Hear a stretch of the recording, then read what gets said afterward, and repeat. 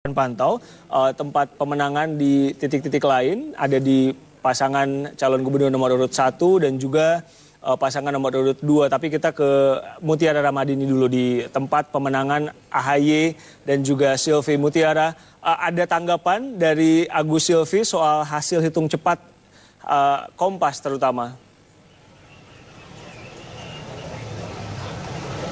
Ya, selamat sore Riko dan juga saudara. Hingga saat ini penghitungan cepat masih terus dilakukan. Namun kami belum dapat menemukan ataupun belum dapat menemui kehadiran adanya pasangan calon gubernur DKI Jakarta yakni Agus Harimurti Yudhoyono di Wisma Proklamasi. Tadi kami juga melihat sekitar pada pukul 3 sore tadi Silviana Murni ditemani juga dengan beberapa kader Demokrat seperti Hinca Panjaitan, kemudian juga Edi Baskoro Yudhoyono serta juga ada Agus Hermanto juga telah hadir di Wisma Proklamasi.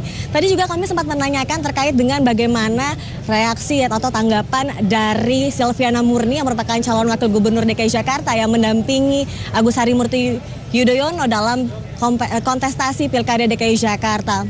Nah, kemudian tadi juga Silviana mengatakan tetap optimis dengan hasil perhitungan suara yang akan terus dilakukan hingga malam nanti. Nah, tidak hanya itu, Riko dan juga saudara, kami juga melihat tadi dari pagi hingga saat ini, baik dari teman-teman wartawan, kemudian juga dari kader partai pendukung, kemudian juga dari warga dan juga relawan juga telah hadir untuk memenuhi ataupun menyaksikan bagaimana nonton bareng perhitungan hasil cepat atau quick count di sini. Namun sayangnya saat ini perhitungan atau nonton bareng ini masih belum dilakukan dikarenakan masih menunggu kehadiran dari Agus Harimurti Yudhoyono dan juga Susilo Bambang Yudhoyono yang dikabarkan akan hadir pada pukul 13.30 tadi. Namun hingga saat ini kehadiran dari Agus Harimurti dan juga Susilo Bambang Yudhoyono masih ditunggu-tunggu hingga saat ini.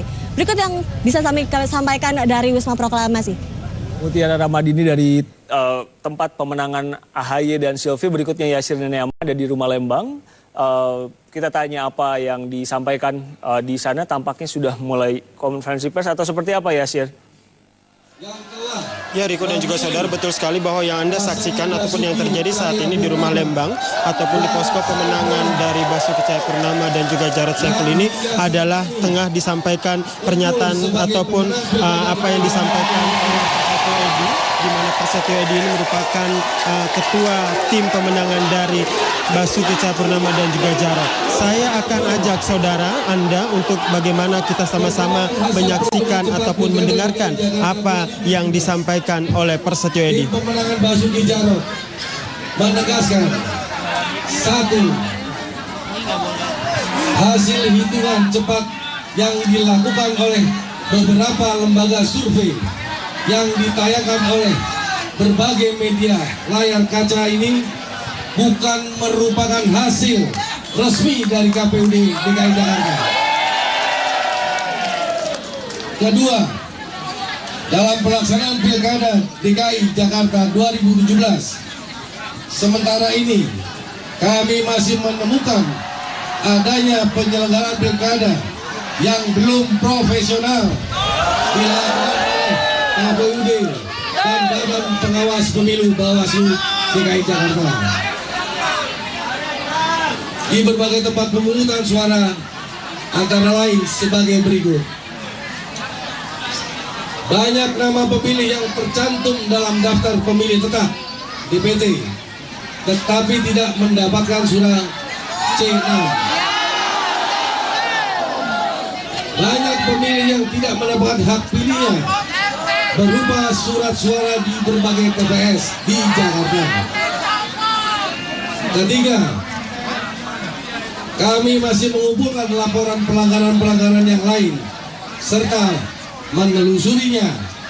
Kami akan menindaklanjutinya semua laporan tersebut sesuai dengan ketentuan hukum yang berlaku.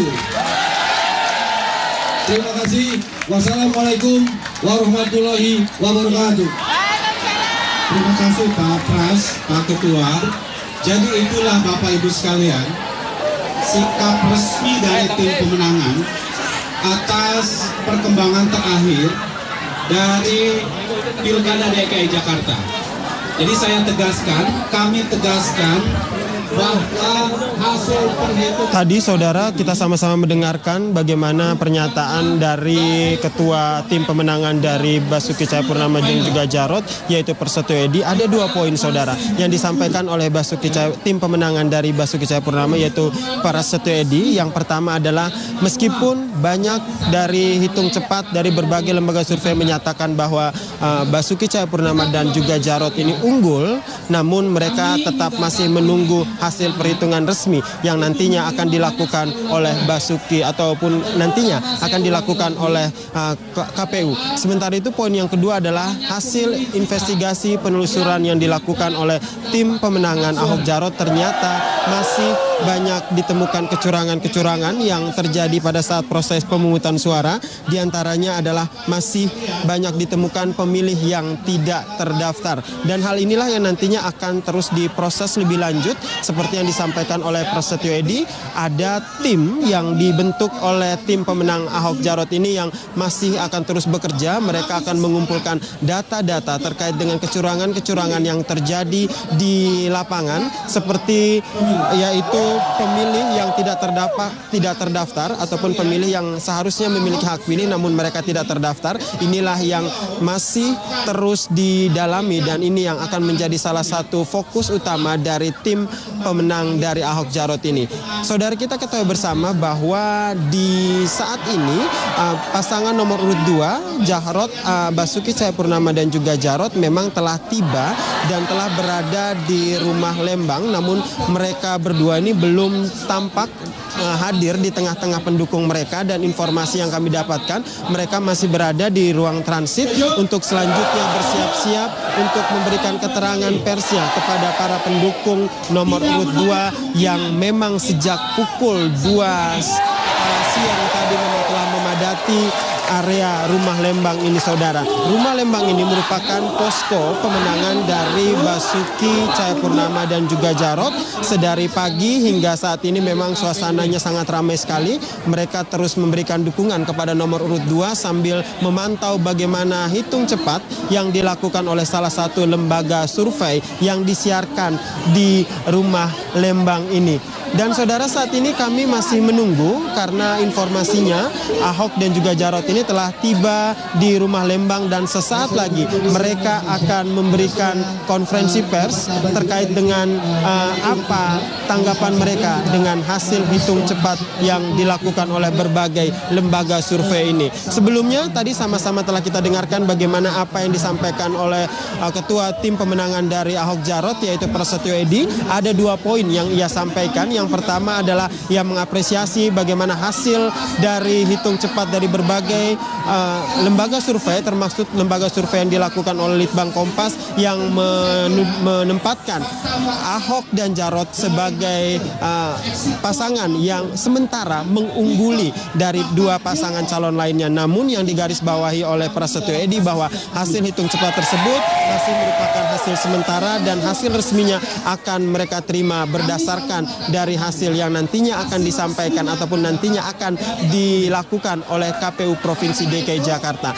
Poin yang kedua adalah hasil investigasi dan penelusuran yang dilakukan oleh tim pemenangan Ahok Jarot ini ternyata masih ditemukan beberapa kecurangan selama proses pemungutan suara ini berlangsung. Ini terkait dengan masih banyak pemilih yang ternyata tidak memiliki ataupun tidak mendapatkan hak untuk memilih. Dan saudara, yang kami tunggu saat ini bersama dengan para pendukung dari Ahok Jarot adalah keterangan resmi langsung dari Basuki Cahayapurnama dan juga Jarot terkait dengan hasil hitung cepat sementara yang menempatkan nomor urut 2 unggul sementara. Untuk sementara saya kembalikan dulu ke Riko di studio.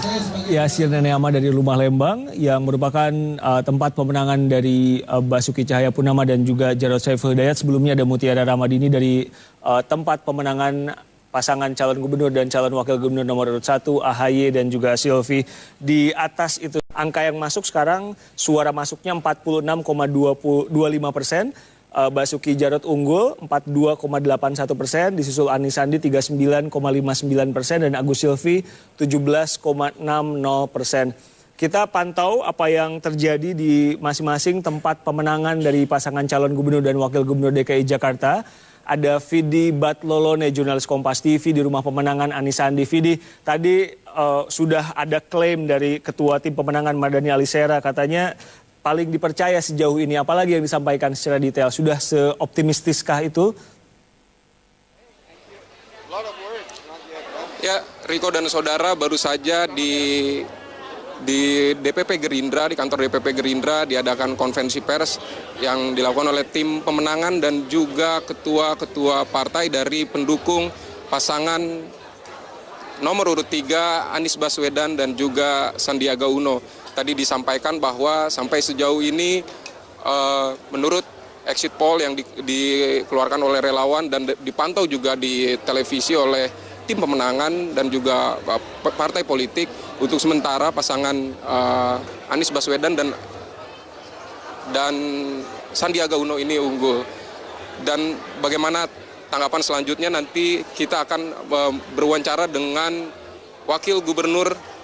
calon wakil gubernur nomor urut 3 Sandiaga Uno. Pak Sandi, pertama selamat untuk hasil hitung cepat sementara yang dipercaya oleh tim dari nomor urut 3. Dan pertanyaan pertama, bagaimana menanggapi hasil ini? Ya, ini masih hasil sementara yang tentunya kami patut syukuri, tapi pekerjaannya belum selesai. Proses penghitungan masih berjalan. Kami mengharapkan relawan juga menghormati proses penghitungan sampai selesai dan nanti sampai ada pengumuman resmi dari KPUD. Kami berterima kasih kepada seluruh relawan maupun juga kader-kader dari Partai Gerindra dan Partai PKS yang sudah bahu-membahu 5 bulan terakhir, dan juga yang menjalankan ronda tadi malam.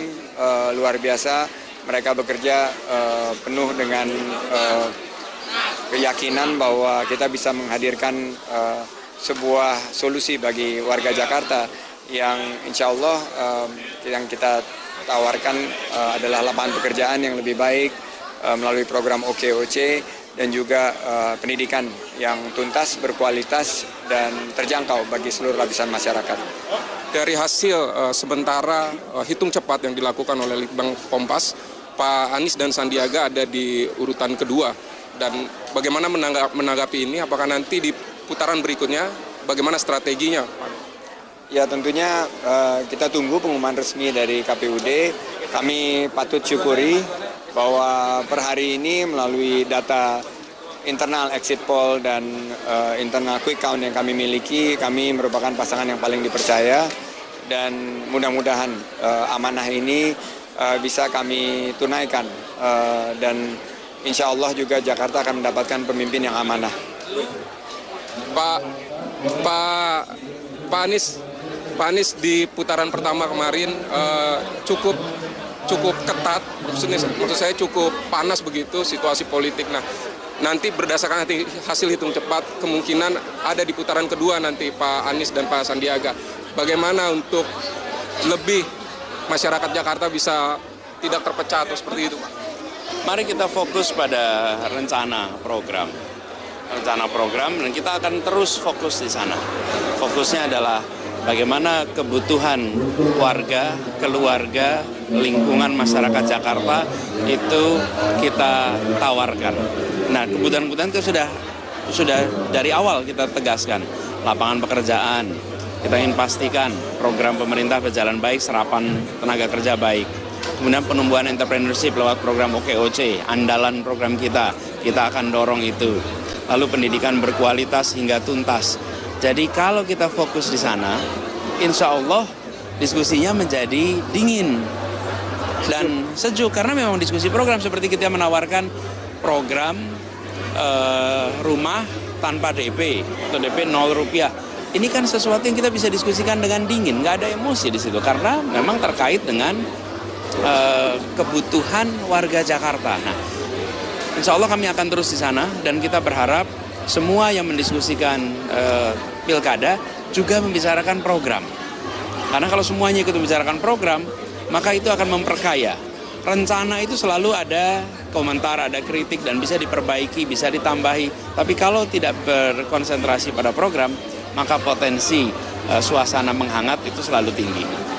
Pak Anies, di survei Litbang Kompas ketika bulan Desember suara Anda masih 19,5%, kemudian naik, kemudian sekarang menurut hasil hitung cepat juga Anda lolos ke putaran kedua. Nah, nanti strategi di putaran kedua seperti apa untuk meyakinkan suara pemilih yang calon yang gagal di putaran pertama? Jadi begini, kami membayangkan ini seperti perjalanan mendaki gunung. Kadang-kadang ditanya dalam perjalanan itu baru 20% jalan, 30% jalan, ditanya ketinggiannya udah berapa? Ya memang masih rendah. Karena kita membayangkan seperti mendaki gunung bertahap. Tadi disampaikan personel 1, 2, 3, 4. Dan justru strategi ini yang alhamdulillah terbukti baik.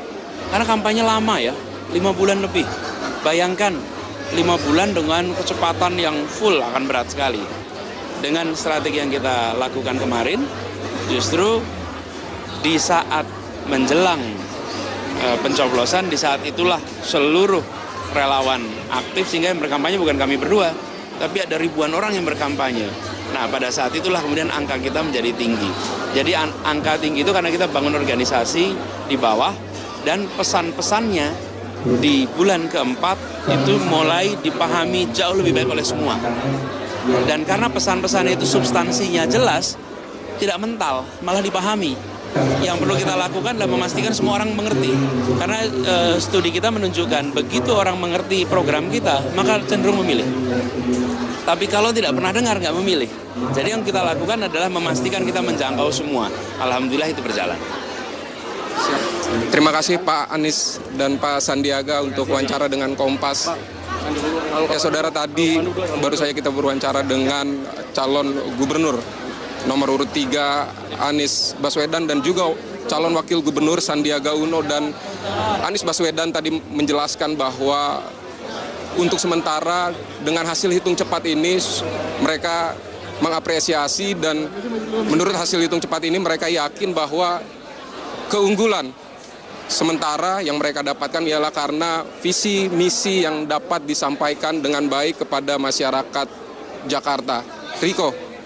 Vidi Batlolone dari Rumah Pemenangan Anies Sandi tadi juga berwawancara, berbincang dengan pasangan calon gubernur dan wakil gubernur nomor urut 3 Anies Baswedan dan juga Sandiaga Uno. Berikut